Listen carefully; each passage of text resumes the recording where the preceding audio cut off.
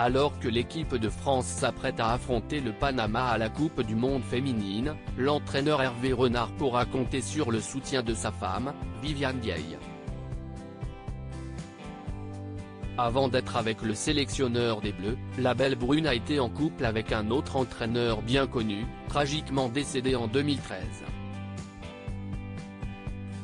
C'est une arrivée qui a transfiguré le groupe France.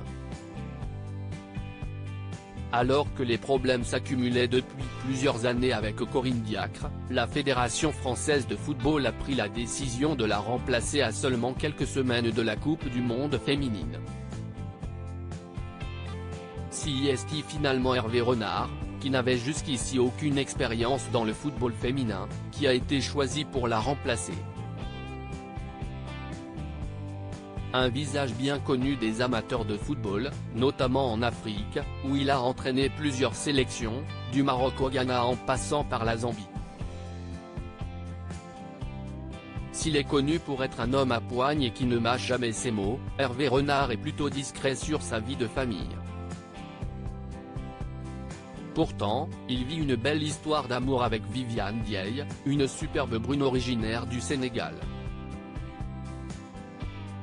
Une relation qui dure depuis plusieurs années maintenant, mais avant d'être avec l'entraîneur de 54 ans, cette dernière a connu une autre longue relation avec un autre personnage bien connu du football français.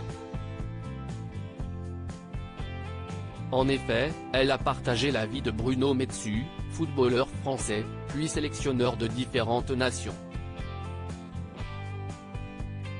À l'image d'Hervé Renard, le natif de Coudekerque-Branche, Nord, a été à la tête de plusieurs sélections africaines, dont la Guinée et le Sénégal. Malheureusement, ce dernier connaît un destin tragique.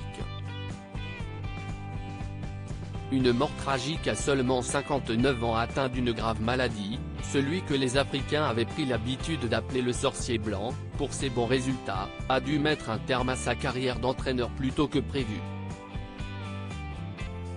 Touché par le cancer, il démissionne alors qu'il entraîne l'équipe émirati d'Al Wassel Football Club en octobre 2012. Un an plus tard, le 15 octobre 2013, il meurt dans sa ville natale des suites de sa maladie à seulement 59 ans. Viviane Dieye l'a accompagnée jusqu'au bout et elle devient donc sa veuve à son décès. Une bien triste histoire pour la Sénégalaise, mais elle a eu le bonheur de croiser le chemin d'Hervé Renard et aujourd'hui, les deux tourtereaux semblent plus heureux que jamais.